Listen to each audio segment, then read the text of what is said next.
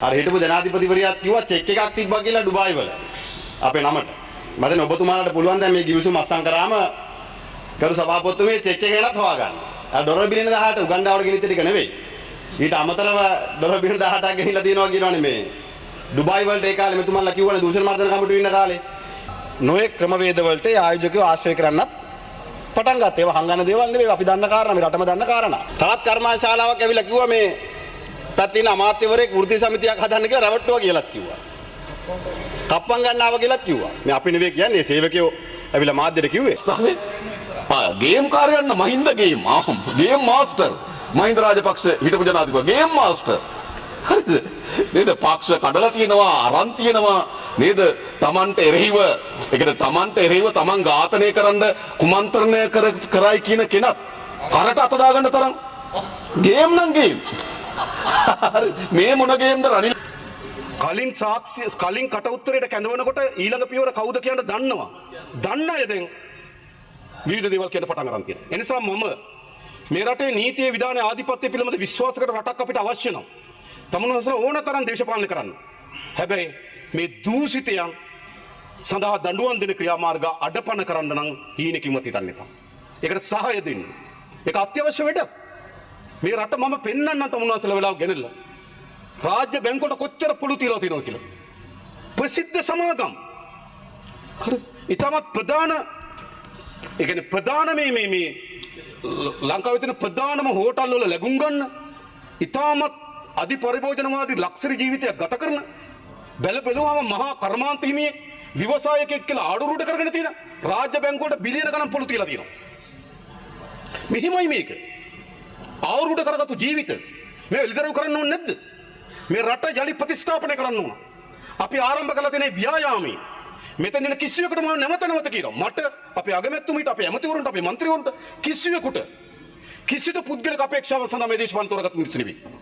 කිසිදු පුද්ගලික වරදානයක් සඳහා මේ දේශපාලන තෝරගත්ත මිනිස්සු නෙවෙයි. අද ජාතිකවත් ජාත්‍යන්තරවත් ඕනෑම කර්මාන්තකරු ව්‍යාපාරිකයෙක් ව්‍යවසායකයෙක් රාජ්‍ය තාන්ත්‍රිකයෙක් එකක් පිළිගන්නවා. ලංකාවේ පළමු වතාවට දේශපාලන අධිකාරිය හොරකම් කරන්නේ නැහැ කියලා. ඒක වැදගත් ආයෝජනයෙන් සඳහා. ඒක වැදගත් යහපත් රාජතාන්ත්‍රික සබත්තාවෙන් සඳහා. ඒක වැදගත් අපේ රට ලෝක ඉස්සරහා දීප්තිමත් රාජ්‍ය බවට පත් කිරීම සඳහා. අපේ රට කළු රටක්. එක්සත් ජාතික සංවිධානයේ මානවිකම් කොමිසමේ ලියවුණා. අපේ රටේ මානවිකම් උල්ලංඝනය වෙන්න අපරාධ බලපෑව ආර්ථික කඩාවැටීම් බලපෑව ආර්ථික කඩාවැටෙන්න වංචා දූෂණ හේතු වුණා කියලා. ජාත්‍යන්තර වශයෙන්ම කළු චිත්‍රයක් තියෙන රටක් අපේ රට. එහෙම රටක් දැස කවුද බලන්නේ? එහෙම රටකට වීසා දෙන්නේ කවුද? එහෙම රටකට අභිමානයක් තියෙන්නේ කොහෙද? ලෝකේ පිළිගන්නා විවිධ ජාත්‍යන්තර සංවිධාන තුලින් පාර්ලිමේන්තුවේ කෙන්යාවේ පාර්ලිමේන්තුවේ කතා කරා. ශ්‍රී ලංකාවට වෙච්ච දේ වෙන්න දෙන්න ඕනේ නැහැ කියලා. එංගලන්තයේ මහාධිකරණي නඩුවක් ගියා. විභාගයක් ගියා එයාබස් ගනුදෙනුව පිළිබඳව. ඒකෙන් එළියට ආව ලංකාවේ කපිල චන්ද්‍රසේන. ඇමරිකාවේ ගනුදෙනුවක් ගියා. පරීක්ෂණයක් ගියා. ඇමරිකන් තානාපති කාර්යාලය ශ්‍රී ලංකා තානාපති කාර්යාලය මිලදී ගන්නකොට ඒ තානාපතිවරයා පගා ගහලා කියලා. රට මහින්දගේ මස්සිනා මම කියන්න නෙවෙයි ඉන්නේ. මෙහෙම තිබුණු රටක් මේක මතක තබා ගන්න. මේක පිරිසිදු කරන්න ඕනේ නැද්ද? අපි ඉඳී අපි මැරෙයි. හැබැයි අපේ රටේ දරුවන්ට මේට වඩා හොඳ විශ්වාසදායක අනාගතයක් පෙන්눔 කරන ලෝක ඉස්සරහා ඉතාමත් අභිමාණයෙන් ජීවත් වෙන්න පුළුවන් රටක් බවට මේ රට පත් කරන්න ඕන. එක නීති විධාන ආධිපත්‍යය, දෙක ආර්ථික සමෘද්ධිය, තුන තමුන්වහන්සේලා මම දන්නවා තැන තැන ගිනියවි පුපුරනවා. ප්‍රශ්නේ තියෙනවා මම තේරුම් ගන්න තියෙන්නේ. ප්‍රශ්නේ තියෙනවා තැන තැන ගිනියවි පුපුරනවා. හැබැයි මේක ඇතුළාන්තේ හොඳට බලන්න. අපි අත්තඬ වරන් තියෙන පොලිස් නිලධාරී, අත්තඬ වරන් තියෙන හමුදාවේ අය, හමුදාවේ කැම්ප් එකකින් එළියට ඇවිල්ලා වෙඩි තියලා සූට් හැටියට එනවා කුලියට මිනී මරනවා. හමුදා කැම්ප් වල තිබුණ අවියවද T50 73ක් පාතාලයට ඇවිල්ලා තිනවා. 35ක් අත්තඬ උඩ ගත්තා. තවත් 38ක් තියෙනවා මේ පාතාලය ගාව. මේමයි මේ රට. බන්ධනාගාරය සුද්ධ කරනකොට බන්ධනාගාරයේ ඉන්න සිරකරුවන් ගාව මාංචු තියෙනවා. මාංචු 7ක් තිබ්බා මාතර බන්ධනාගාරේ සිරකරුවන් ගාව. යතුරු 27ක් තිබුණා සිරකරුවන් ගාව. තමුන්වහන්සේලා හිතන රාජ්‍ය නෙවෙයි තියෙන්නේ. මේ උඩින් පෙන්눔 කරන නීතිය පරිපාලන විහිුවේ එහෙම රාජ්‍යයක අපරාධ රාජ්‍යයක් තියෙනවා. ඒකටත් තියෙන අපරාධ රාජ්‍යයට අර සමතාජාලය ඒ විදිහටම තියෙනවා. ඒගොල්ලන්ට પાස්පෝර්ට් කාර්යාලය තියෙන પાස්පෝර්ට් හදලා දෙන්න.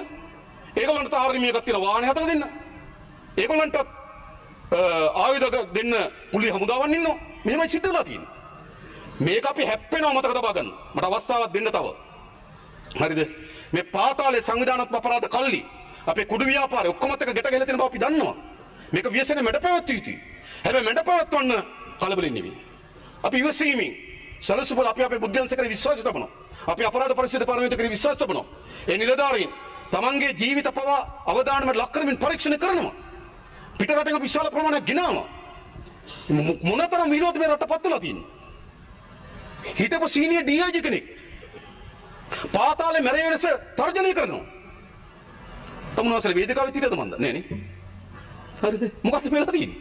සීනියර් DIGලා මිනිස්සු බය කරනවා. කුලියට මිනිස්සුන්ට ටෙලිෆෝන් කෝල් දීලා. එහෙම රටක් මේක. මෙහෙම රටක් හැදුනේ. අපි හදන්නේ මේ රට සුද්ධ කරනවා. පාතාලය, නීතිය, ආර්ථික තත්ත්වය, සමාජ ජීවිතය, පොදු පුරවැසියන්ගේ ජීවිතය, දරුවන්ට හොඳ අධ්‍යාපනය, හොඳ සෞඛ්‍ය සේවයක් අපේ සෞඛ්‍ය අමාත්‍යතුමා පටන් ගන්නවා.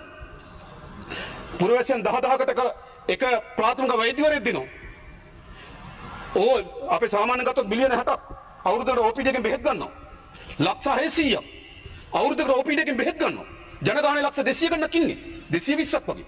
ලක්ෂ 600ක් ආණ්ඩුවේ බාහිර රෝගයන්සට යනවා. එයි අපිට නෑ හොඳ ප්‍රාථමික සෞඛ්‍ය සේවයක් නෑ. අපි ආරම්භ කරන පවුල් 1000කට පවුලේ වෛද්‍යවරයෙක් හදනවා 10000කට ආරම්භයි. පුරවැසියන් 10000කට. ආරම්භයි 100ක් පටන් ගන්න මේ අවුරුද්දේ. ඕනෑම පුරවැසියෙක් ඉස්සෙල්ලා තමගේ ප්‍රාථමික වෛද්‍යවරයෙක් ගාවට යන්න.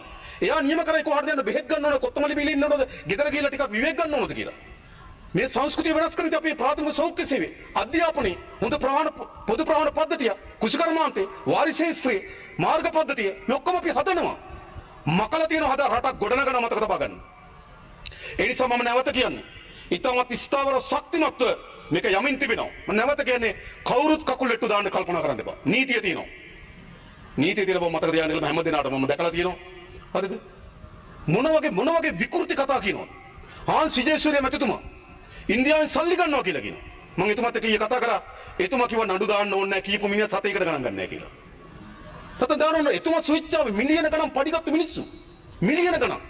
ලෝකේ ප්‍රධාන සමාගමක වැඩ කරපු ප්‍රධාන විධායක නිලධාරී ඔක්කොම දාලා විල රටට වැඩ කරන්න හදනවා. කියන ඉන්දියාවෙන් රුපියල් ගන්නවලු. මොකද මේක? අපි රාජ්‍ය ආයතන ගොඩනගලා තියෙනවා. මම කියන්න කැමතියි. එයාලංක එක විවාදයක් තියෙනවා. හැබැයි ඒක විකුණන්නට ගන්නෑ කවුරුවත්. අඩුමතරමේ විකුණන්න හදන්න ඕනේ ඉස්සරලා. ඒක අපි හදනවා. දැන් ගත්තොත් මෙහෙයුම් ලාභය මාර්තු මාසේ 31 වෙනිදා වෙනකොට එයාලංක එකේ මෙහෙයුම් ලාභය බිලියන 29. කෝටි 2900ක මෙහෙයුම් ලාභයක් තියෙනවා. හැබැයි අතීත පව් එයා ප්ලේන් මිලදී ගැනීමේදී ණය ගැනීමේදී මිලදී ගන්න ගහපු ඇග්‍රීමන්ට් කබීර ඔබ දන්නවද? SMS එකේ ආවේ do it කියලා. මතකද? එව්වේ කවුද? රත්වත්තට අනිත් රත්වත්ත එව්වේ. තාත්තයි මාමයි පුතයි වන්ද. හරිද? ඒ ගනුදෙනුව යනවා එයාලංක බස් කැන්සල් කරන්න. කැබිනට් එකේ සංවාදයක් තියෙනවා කැන්සල් කරන්න ඕනද නැද්ද කියලා. හැබැයි අරෙන් අහනවා කැන්සල් කරන්නද කියලා. SMS එකේ ඒවා do it කියලා. එහෙමයි $1 මිලියන 117ක් අයින් වුණා එයාලංක එකට. මෙහෙමයි ගනුදෙනු සිද්ධ වුණේ. ඒ නිසා මේවා නැවත අපි ගොඩනගනවා. ඒ නිසා තමයි මෙහෙයුම් ලාභය බිලියන 29ක් ඇවිල්ලා තියෙන යාලංක එකේ.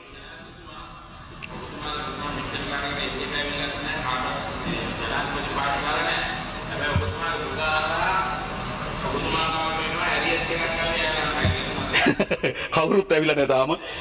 යූනියන් එක නිල යූනියන් එක අපි සාකච්ඡා කරා. ඊන යූනියන් එක ප්‍රශ්නයක් තියෙනවා මොකද්ද? 2019 දී අර කැබින් ක්‍රූ එකට දීපු ආහාර දීමනාව කපලා තියෙනවා. ඒගොල්ලන්ගේ ආහාර දීමනාව ඉල්ලනවා. 2019 අර්බුදය නිසා කෙටි කාලයකට කැපුවා කියලා තමයි තීරණය අරන් තියෙන්නේ. හැබැයි අවුරුදු ගණනාවක් තිස්සේ ඒක ගෙවීමක් කරලා නැහැ. ඉතින් මේක ගරු මේ ඔබතුමාලා පුරුද්දර මේ පැත්තට කෑ ගාලා වැඩක් නැහැ. දැන් අග්‍රාමාත්‍යතුමිය විපක්ෂ ගැන කිව්වනේ ගරු අග්‍රාමාත්‍යතුමිය. මම ඔබතුමාලාගේ කණ්ඩායම රැස්වීමේදී මේ හැසිරෙන්න ඕනේ ආකාරය පිළිබඳව ඔබ කතා කරන්න.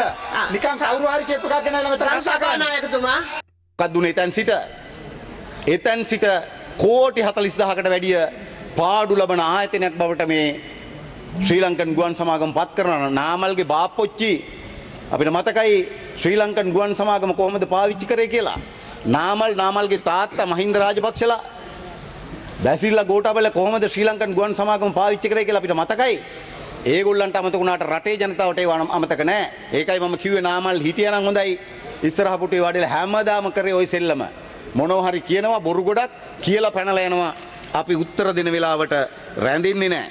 ඒ නිසා තමයි අපිට අද මේ එක්සත් අරාබි එමිරාජ්‍ය UAE එකත් එක්ක මෙවැනි ගිවිසුමකට අත්සන් කළා ආයෝජකයන් ලංකාවට එන්න ඕන කරන විශ්වාසය තහවුරු කරන්න අවශ්‍ය කරන පරිසරය නිර්මාණය කරන්න අවශ්‍ය උනේ.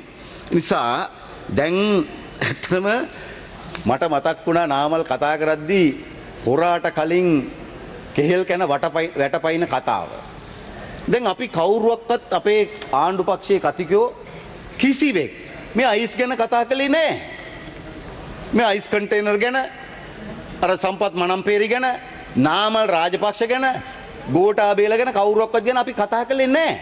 එසේ තිබියදී හොරාට කලින් කෙහෙල් කන වැටපැන්නා. අර පැත්තේ විපක්ෂයේ සජබේ මන්ත්‍රී කෙනෙක් මම දැක්ක මේ නම් කියන්න බෑ මොකද නම් කියපු ගමන් නැගිටිනවනේ. අර නැගිට්ටොට නම් කමන්නේ නැහැ මොකද වාඩි කරවන්න මම දන්න නිසා. එයා වාඩි කරවන්න අපි දන්න නිසා එයා නැගිටතර කමන්නේ එයා දැන් නැහැ මේකේ.